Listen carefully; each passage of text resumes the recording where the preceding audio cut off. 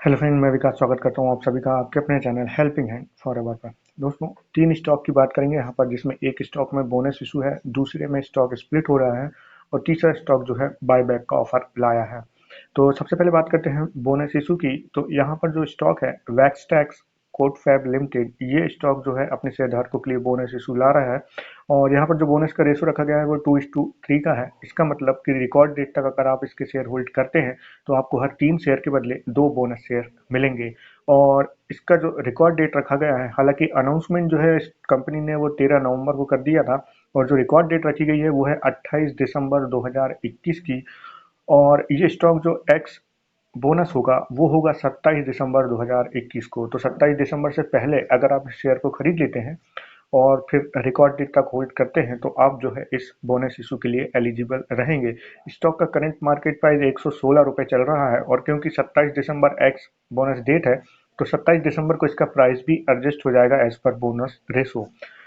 अब बात करते हैं दूसरे स्टॉक की, जो जिसमें कि स्टॉक स्प्लिट हो रहा है, और ये शेयर है आंध्रा शुगर लिमिटेड का। और यहाँ पर जो करंट फेस वैल्यू यानी कि ओल्ड फेस वैल्यू जो है 10 रुपए की, उससे न्यू फेस वैल्यू जो है 2 रुपए की होने जा रही है इस स्टॉक की। तो फेस वैल्यू 10 रुपए से 2 रुपए में चेंज हो जाएगी। तो आपका जो एक स्टॉक है वो 5 स्टॉक में स्प्लिट हो जाएगा, या कहेंगे एक स्टॉक 5 स्टॉक में बदल जाएंगे। तो अगर आपके पास एक स्टॉक है तो 5 हो जाएंगे, 2 स्टॉक है तो 10 हो जाएंगे, और इसी मल्टीपल में आपके स्टॉक जो है बढ़ जाएंगे। और इसके साथ ही जो है इसका जो स्प्लिट डेट रखा गया है वो रखा गया है 30 दिसंबर 2021 को। तो 30 दिसंबर 2021 को ये स्टॉक जो है स्प्लिट हो जाएगा। तो इससे पहले अगर आप खरीद लेते हैं 30 दिसंबर से पहले, तो आपको जो है ये स्प्लिट का फायदा मिलेगा और आपके स्टॉक जो है वो कन्वर्ट हो जाएंगे एज पर स्प्लिट रेशो। अब यहाँ पर देखिए कि जो यहाँ इसका करंट मार्केट प्राइस, जो आज का क्लोजिंग मार्केट प्राइस है, वो है 644.70 पैसे के आसपास का है, 70-75 पैसे के आसपास का इसका।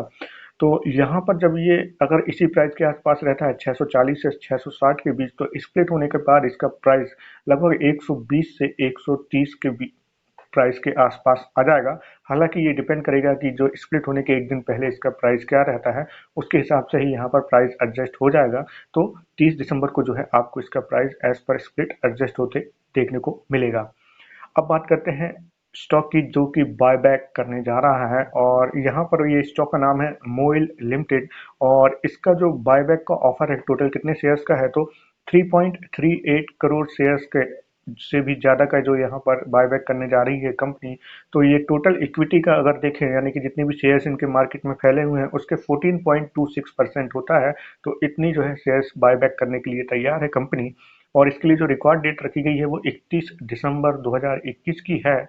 तो अगर आप रिकॉर्ड डेट तक इसके शेयर होल्ड करते हैं 31 दिसंबर 2021 तक, तो आप जो है इस बायबैक के लिए एलिजिबल रहेंगे। अब बायबैक का जो प्राइस क्या रखा गया है, तो बायबैक का प्राइस है 205 रुपये पर शेयर का। और स्टॉक का अगर हम करंट मार्केट प्राइस देखें, जो आज की क्लोजिंग दी है वो दी है लगभग 179.70 रुपये पे इसने क्लोजिंग प्राइस दिया है। तो बायबैक का जो प्राइस है वो यहाँ से लगभग 25 रुपये 30 पैसे ज़्यादा है। बट हो सकता है कि क्योंकि बायबैक ऑफर के कारण ये प्राइस जो है आगे और मूव कर सकता है। तो देखते हैं कि इसका जो है फाइनल जब बायबैक 31 दिसंबर जो रिकॉर्ड डेट है तब तक क्या प्राइस रहता है, और किस तरह का जो है प्रीमियम मिल सकता है बायबैक में जो शेयर धारक पार्टिसिपेट करेंगे। हालांकि जो अच्छे लॉन्ग टर्म जो शेयर धारक होते हैं, क्योंकि मॉल जो है वो एक अच्छा डिविडेंड पे स्टॉक है, तो अगर जो डिविडेंड पसंद करते हैं वो इन्वेस्टर इसमें स्टॉक में इन्वेस्ट करते हैं, तो नॉर्मली वो बायबैक में पार्टिसिपेट नहीं करते हैं, क्योंकि इसके बायबैक से कंपनी को दो फायदे मिलते हैं। एक तो उनका जो टोटल मार्केट में जो इक्विटी यानी शेयर्स फैले हुए हैं वो कम हो जाते हैं, जिससे कि सप्लाई कम हो जाती है, क्योंकि मार्केट में जो है शेयर्स जैसे कि टोटल 14.26% का अगर ये बायबैक हो जाता है तो इतने शेयर मार्केट से कम हो जाएंगे। क्यों? क्योंकि बायबैक के बाद जो है कंपनी उन शेयर्स को डिलीट कर देती है, यानी कि हटा देती है। तो अब जब डिमांड ज़्यादा होगी और सप्लाई कम हो जाएगी, तो यहाँ पर प्राइस एप्रिसिएशन होने के चांसेस बढ़ जाते हैं। इसके साथ ही जब कंपनी डिविडेंड डिस्ट्रीब्यूट करती है, यानी कि अपना जो प्रॉफिट अगर डिस्ट्रीब्यूट करने जा रही है, तो वो उतने शेयर्स कम हो जाते हैं उस डिविडेंड में। तो यहाँ पर जो है अब सेम डिविडेंड, अगर जो डिविडेंड जा रही है वो कम शेयर्स में डिस्ट्रीब्यूट होता है, तो बायबैक का एक ये फायदा भी जो है होता है। तो आशा करता हूँ ये जानकारी आपको पसंद आई होगी। प्लीज़ लाइक कीजिए मेरे वीडियो को, सब्सक्राइब कीजिए मेरे चैनल को।